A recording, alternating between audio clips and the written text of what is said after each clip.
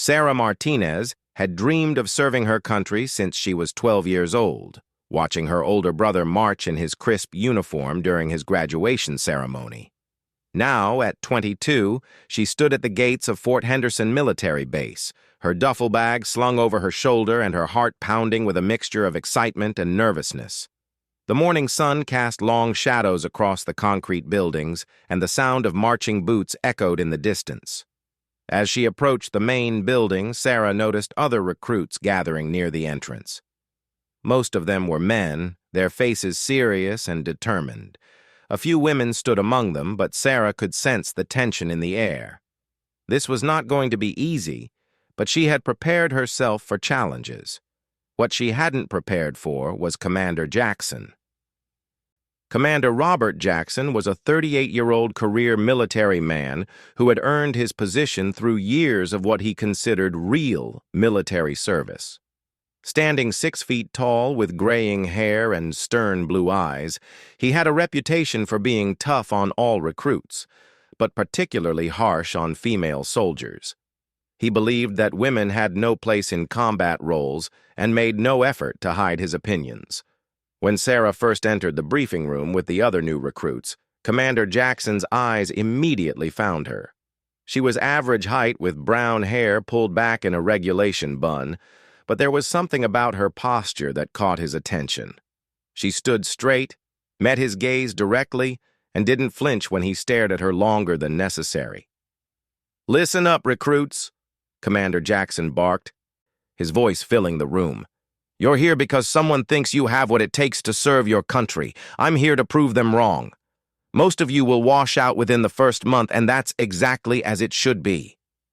His eyes swept across the room again, lingering on Sarah and the other 3 women present. "Some of you are here because of political correctness, not because you actually belong here. The military is not a place for social experiments. It's a place where lives depend on strength, endurance, and the ability to follow orders without question." Sarah felt her jaw tighten, but she kept her expression neutral. She had expected this kind of attitude, though hearing it so blatantly stated still stung. Around her, she could see some of the other recruits shifting uncomfortably, while others nodded in apparent agreement with the commander's words. The first week of basic training was brutal for everyone, but Sarah quickly noticed that the female recruits were subjected to additional scrutiny. When the men struggled with an exercise, they were encouraged to push harder. When the women struggled, they were told they were proving the commander's point about their unsuitability for military service. During physical training, Commander Jackson would stand behind Sarah as she did push-ups, counting loudly and making comments about her form. "Is that the best you can do, Martinez? My grandmother could do better push-ups than that, and she's been dead for 10 years. The other recruits would snicker, and Sarah would grit her teeth and push herself harder. The verbal harassment wasn't limited to physical training. During weapons training, when Sarah scored consistently high marks on the shooting range, Commander Jackson would inspect her targets with exaggerated surprise. "Well, would you look at that?" he would say loud enough for everyone to hear. "Even a broken clock is right twice a day." But it was during hand-to-hand combat training that Commander Jackson's disdain for female soldiers became most apparent. As he demonstrated various holds and defensive techniques, he would often use female recruits as examples of what not to do.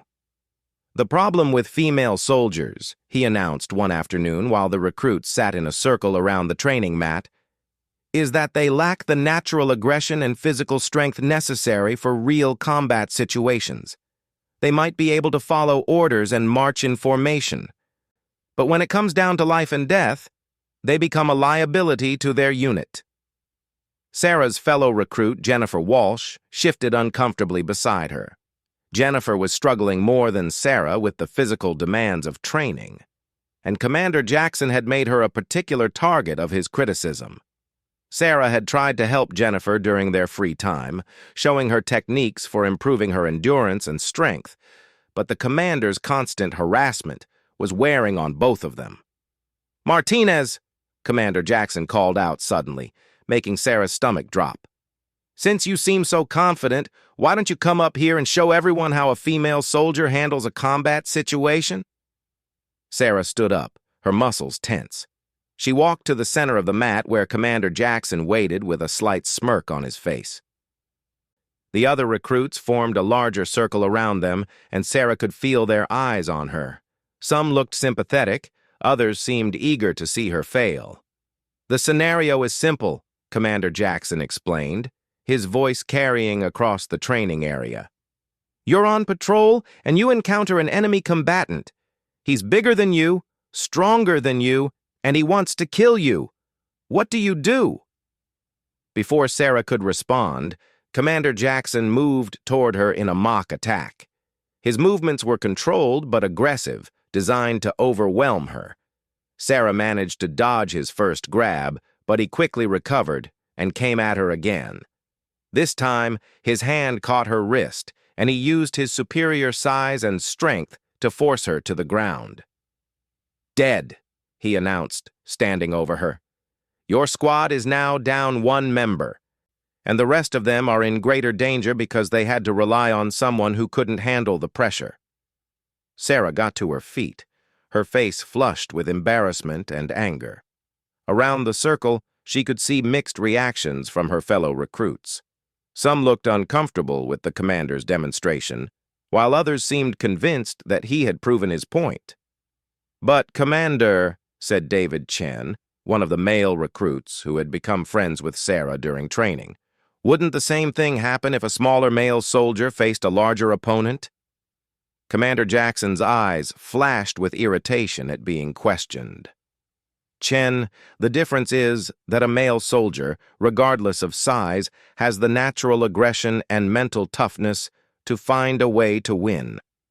Female soldiers, on the other hand, are biologically programmed to be nurturing and protective, not aggressive and deadly. It's not their fault, it's just how they're made." The training session continued with more demonstrations, but Sarah barely paid attention. Her mind was replaying the encounter over and over, analyzing what went wrong and what she could have done differently. She had been caught off guard by the commander's sudden attack, but that wasn't an excuse. In real combat, enemies wouldn't give her time to prepare. That evening, as Sarah sat in the barracks writing a letter to her family, Jennifer approached her bunk. Jennifer's eyes were red, and she looked like she had been crying. "I'm thinking about quitting," Jennifer whispered, sitting down on the edge of Sarah's bed. "I can't take much more of this. Every day he finds new ways to humiliate me, and I'm starting to believe he's right. Maybe I don't belong here." Sarah set down her pen and turned to face her friend. "Don't let him win, Jen. He wants us to quit. He wants to prove that women can't hack it in the military. If we give up now, we're just confirming his prejudices." "But what if he's right?" Jennifer asked, her voice breaking. "What if we really aren't strong enough or tough enough? What if we're putting other soldiers in danger?" Sarah was quiet for a moment, thinking about her own doubts and fears. She had always been athletic and competitive, but basic training was pushing her to her limits in ways she hadn't expected. The physical demands were intense, but the psychological pressure was even worse. "I don't know if he's right or wrong," Sarah finally said, "but I know that I'm not going to let him decide my future for me. I came here to serve my country, and I'm going to prove that I can do it, regardless of what he thinks." Over the next few weeks, Sarah threw herself into training with renewed determination. She woke up earlier than required to do extra physical training. She studied military tactics and strategy during her free time. She practiced hand-to-hand combat techniques with willing partners among the male recruits who had become her allies. But Commander Jackson seemed to interpret her increased effort as a challenge to his authority. His criticism became more personal and more vicious. He questioned her motivations for joining the military, suggesting that she was only there to prove a feminist point rather than to genuinely serve her country. "Tell me, Martinez," he said one afternoon after she had completed a particularly challenging obstacle course faster than half of the male recruits, What exactly are you trying to prove here? That you're as good as a man? Because I've got news for you. Running fast and climbing walls doesn't make you a soldier. Sarah stood at attention, sweat dripping down her face, and refused to respond to his taunts.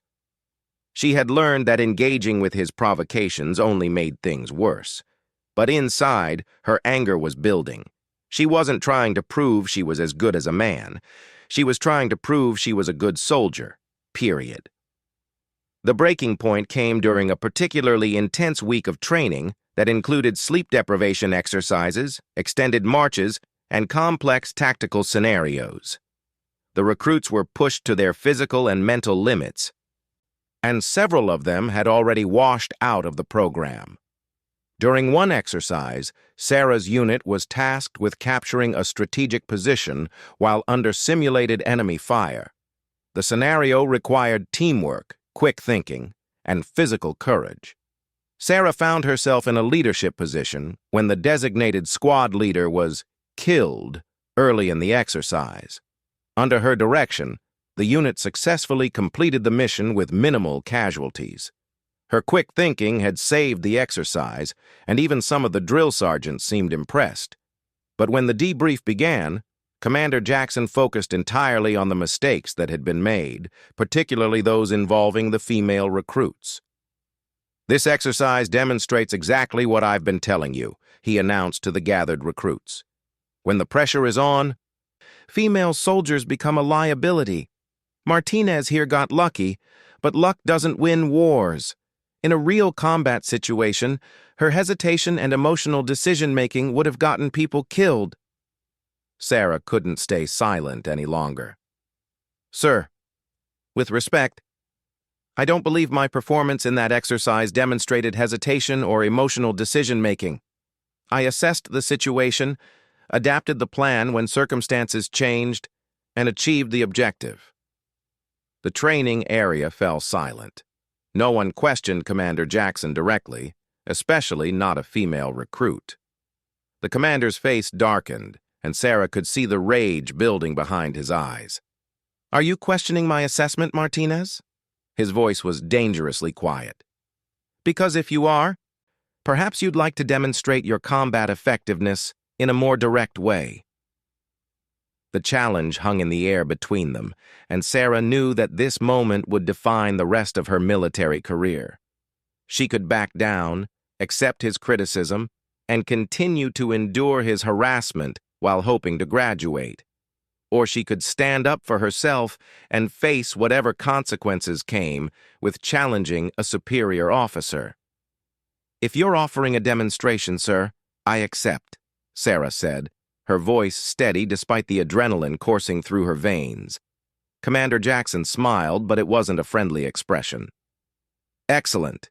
Tomorrow morning, we'll have a special combat demonstration. You can show everyone exactly what a female soldier is capable of when facing a real opponent." Word of the upcoming demonstration spread quickly through the barracks that evening.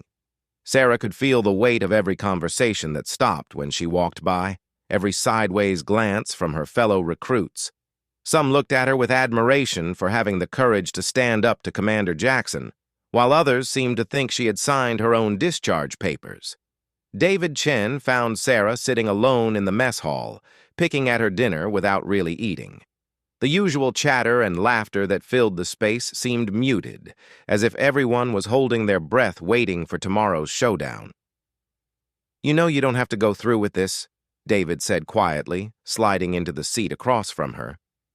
"You could talk to the other instructors or even request a transfer. Jackson pushed you into this, and everyone knows it." Sarah looked up from her untouched mashed potatoes. "And prove his point? Show everyone that when things get tough, the female soldier looks for a way out?" "No, David. This is exactly what he wanted. A chance to humiliate me in front of everyone and use it as proof that women don't belong in combat roles." "But what if you can't beat him?" David asked gently. "He's bigger, stronger, and he has years of combat experience. This isn't a fair fight." "Life isn't fair," Sarah replied, echoing something her drill sergeants had said countless times over the past weeks. Combat isn't fair. If I'm going to be a soldier, I need to be ready for situations that aren't fair. As the evening wore on, other recruits approached Sarah with advice, encouragement, or sometimes just silent nods of support. Jennifer Walsh, despite her own struggles with the program, sat with Sarah for over an hour, helping her visualize different scenarios and potential strategies. "Remember what you taught me about using momentum against a larger opponent," Jennifer said. "Don't try to match his strength. Use his size against him." Even some of the male recruits who had initially seemed aligned with Commander Jackson's views began to express support for Sarah. They had witnessed weeks of his targeted harassment, and many were beginning to question whether his treatment of the female recruits had anything to do with maintaining military standards. Marcus Thompson, a former college football player who had initially been one of Commander Jackson's favorites, pulled Sarah aside after dinner. "Look, Martinez, I haven't always been supportive of women in combat roles," he admitted. "But watching how Jackson has treated you and the other women here, that's not about military readiness. That's personal, and it's wrong." "I appreciate that, Marcus," Sarah said. "But tomorrow isn't about proving women belong in the military. It's about proving that I belong here, regardless of what anyone else thinks." That night, Sarah lay in her narrow bunk staring at the ceiling. Around her, the other recruits had fallen into the deep, exhausted sleep that came after weeks of intensive training. But sleep eluded Sarah as her mind raced through everything she had learned during her time at Fort Henderson.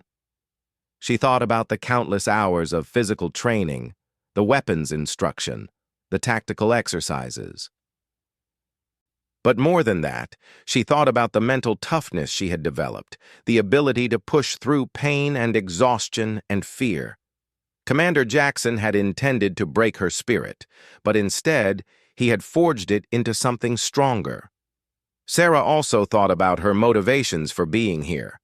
It wasn't to prove a political point or to break barriers for other women, though she hoped her presence might help future female soldiers. She was here because she believed in serving something larger than herself, and because she knew she had the skills and dedication to be an effective soldier. The next morning dawned clear and cold, with frost covering the training grounds.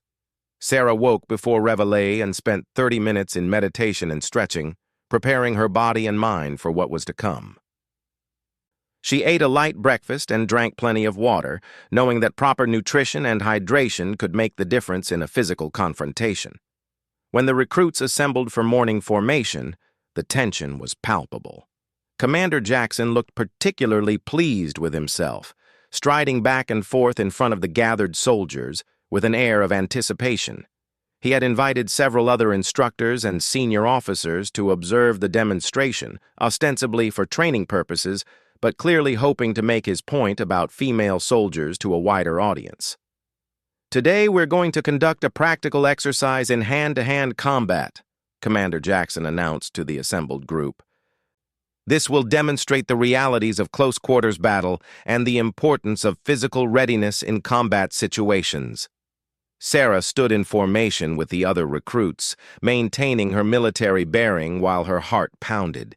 She could feel the eyes of her fellow soldiers on her, some supportive, others skeptical, all curious about what would happen next. "The scenario is simple," Commander Jackson continued, his voice carrying across the training ground. "A soldier is separated from their unit and confronted by an enemy combatant.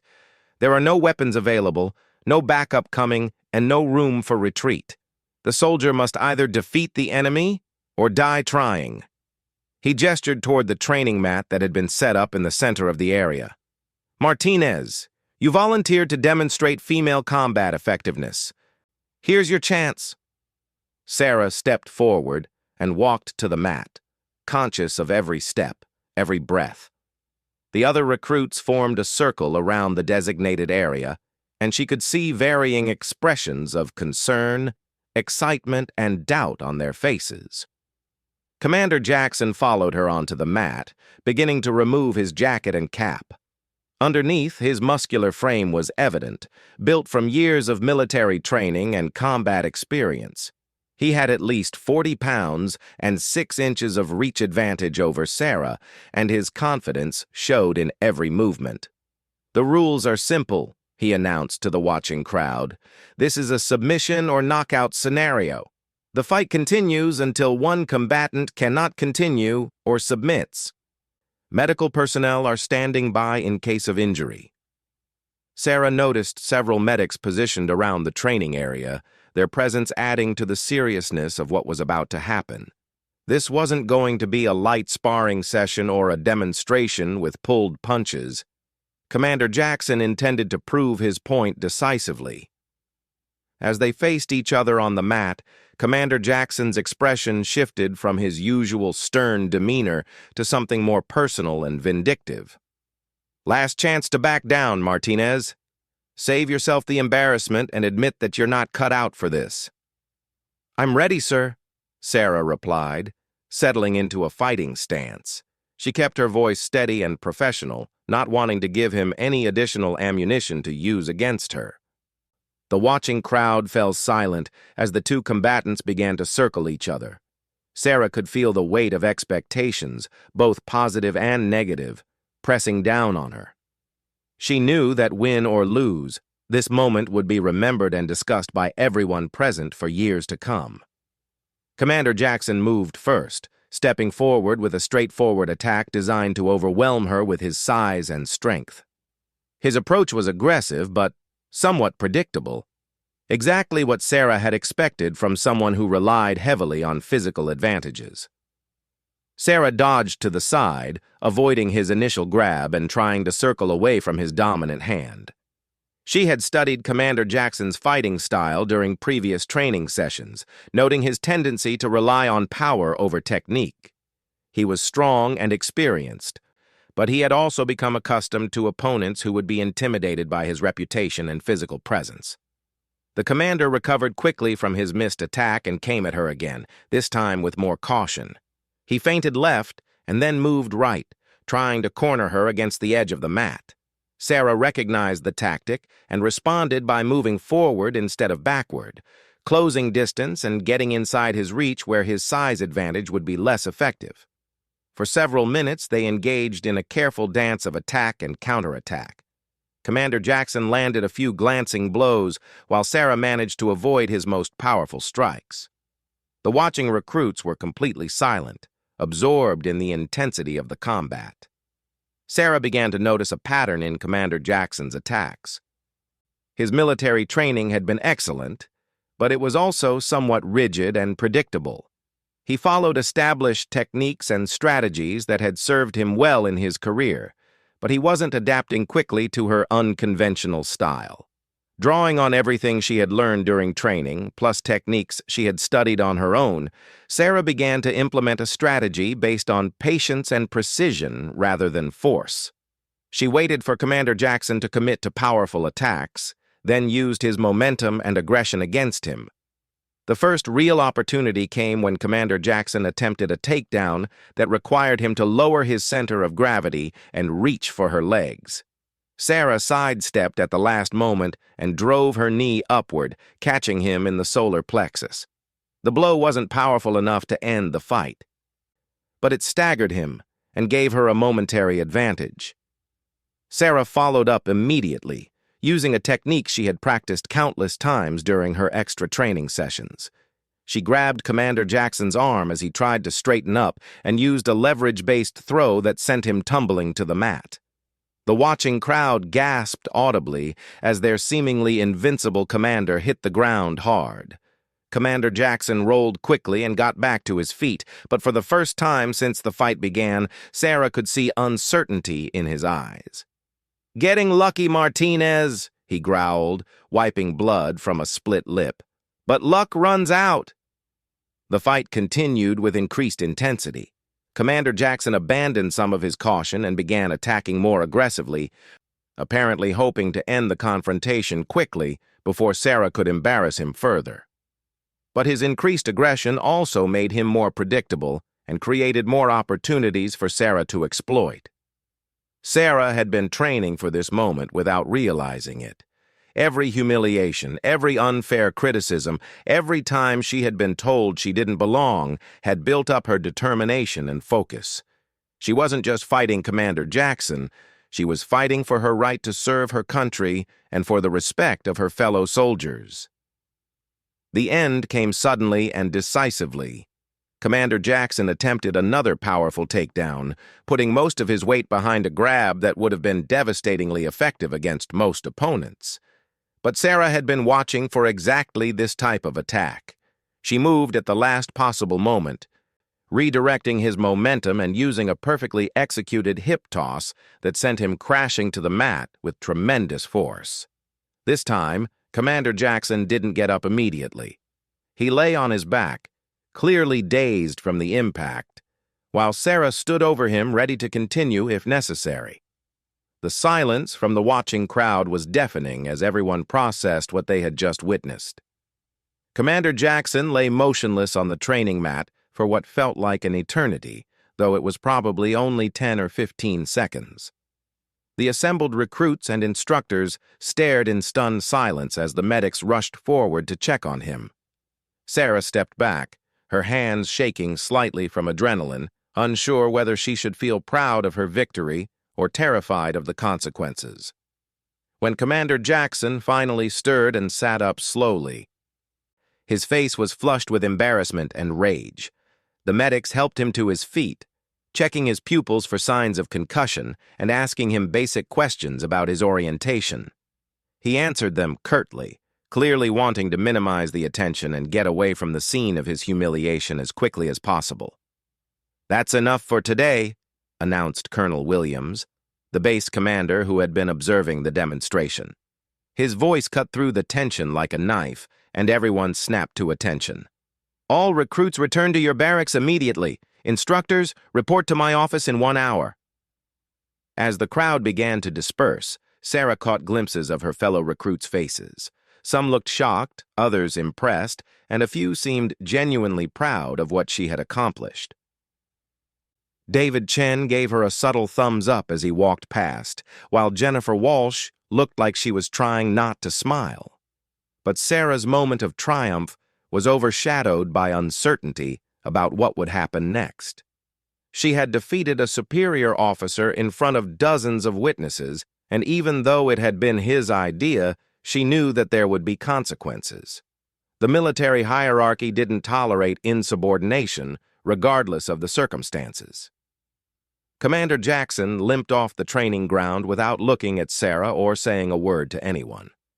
His departure was watched by everyone present, and Sarah could see that his authority had been fundamentally damaged by what had just occurred. It was one thing to be defeated in combat by an enemy. It was another thing entirely to be knocked out by a female recruit you had publicly labeled as worthless. Back in the barracks, the atmosphere was electric with whispered conversations and barely contained excitement.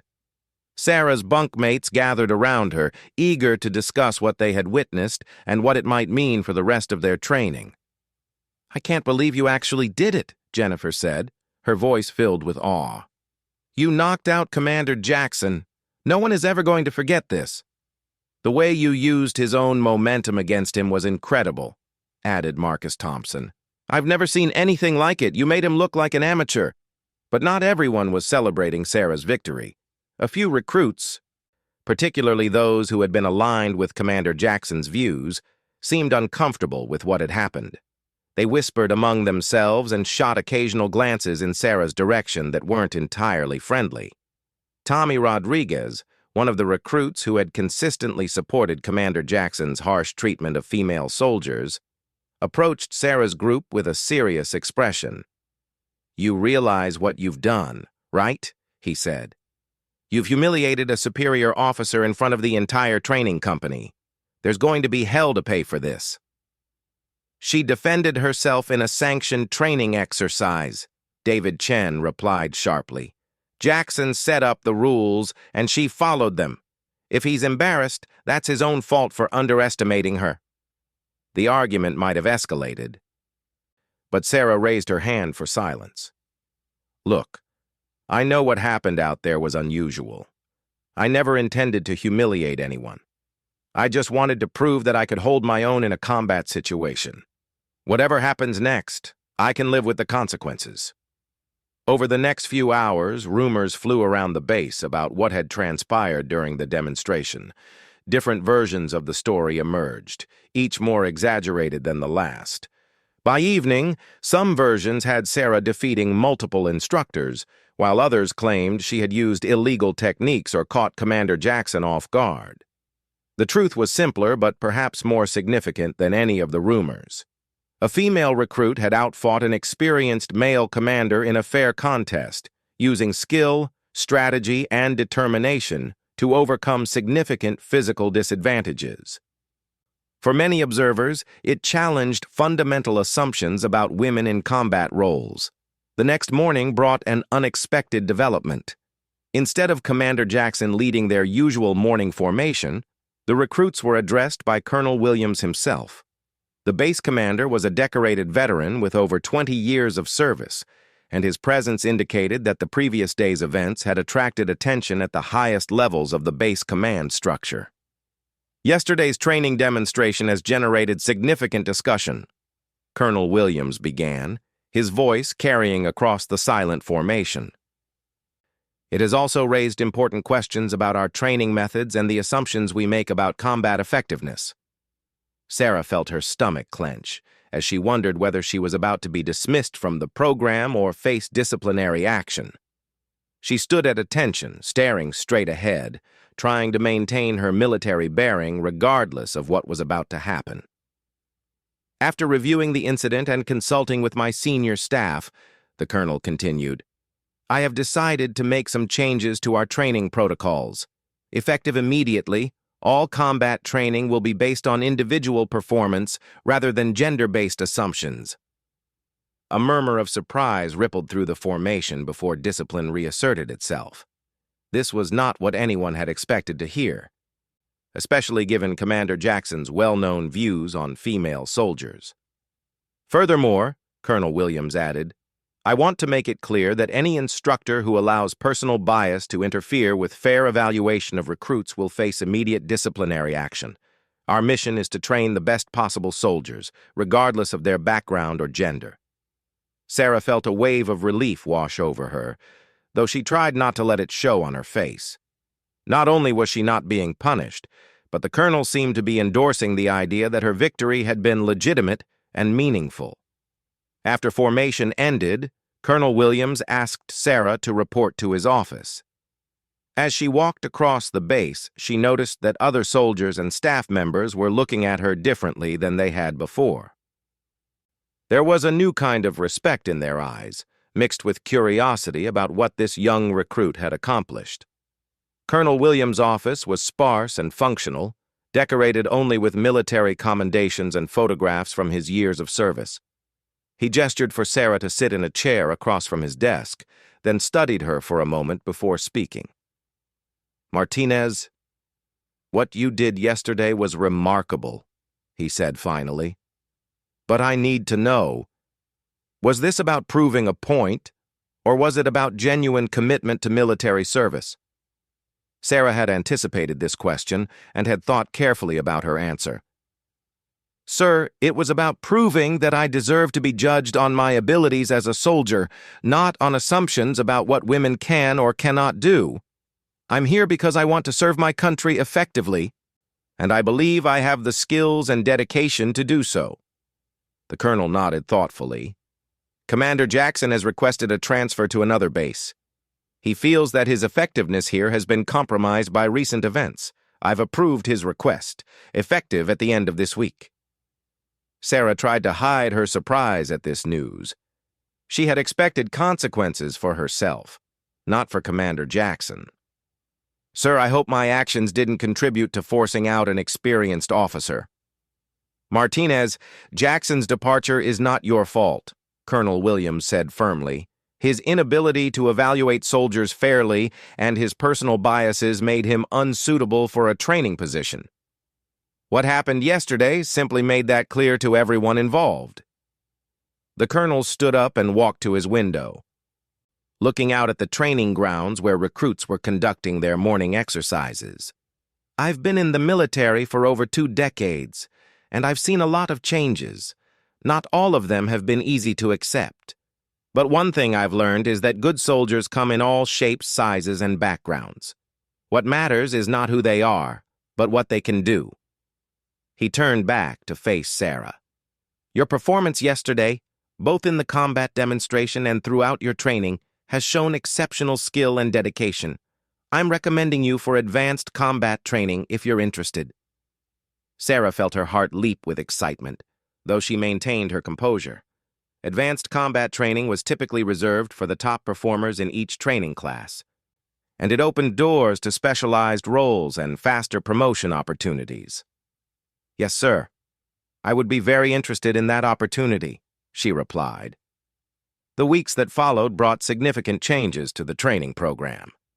Commander Jackson's replacement, Major Susan Carter, was a combat veteran who had served multiple tours overseas and had a reputation for fair but demanding leadership. Her arrival signaled a new approach to training that emphasized individual performance over preconceived notions about different types of soldiers. Under Major Carter's leadership, the training environment became more collaborative and supportive. Female recruits were no longer subjected to additional harassment or held to different standards. Instead, all recruits were challenged to reach their maximum potential, regardless of their starting point. Sarah thrived in this new environment, consistently performing at the top of her class in both physical and academic requirements. Her victory over Commander Jackson had given her confidence, but it had also made her a role model for other female recruits who joined the program. Jennifer Walsh, who had been on the verge of quitting before Sarah's demonstration, found new motivation and began to improve dramatically in all areas of training.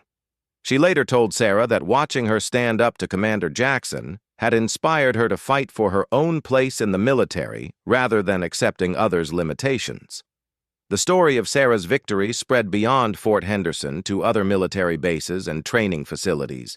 While some viewed it as an isolated incident, others saw it as evidence that the military needed to reconsider its approach to training and evaluating female soldiers. Sarah received letters from women across the country who had heard about her story and were inspired to consider military service themselves. She also heard from female soldiers already serving who told her that her example had given them courage to speak up about discrimination they had faced in their own units. But perhaps the most meaningful recognition came from her fellow recruits. By the end of basic training, Sarah had earned the respect of virtually everyone in her class, including those who had initially been skeptical about women in combat roles. Marcus Thompson, who had started training with doubts about female soldiers, became one of Sarah's strongest supporters. "You changed my mind about a lot of things," he told her during their graduation ceremony. "I realized that I had been judging people based on stereotypes instead of looking at what they could actually do." David Chen, who had been supportive from the beginning, was selected as the class valedictorian, but he made sure to mention Sarah's impact on their training in his graduation speech. "We learned that true strength comes not from size or gender, but from determination, skill, and the courage to stand up for what's right."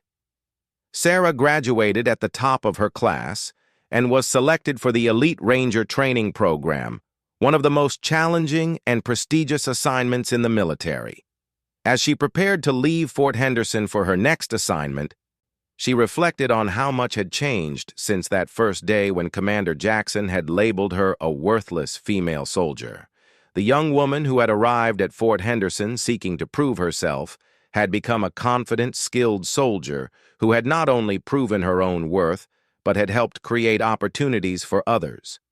Her victory in that combat demonstration had been about more than just physical technique. It had been about challenging assumptions and fighting for the right to be judged on merit rather than prejudice.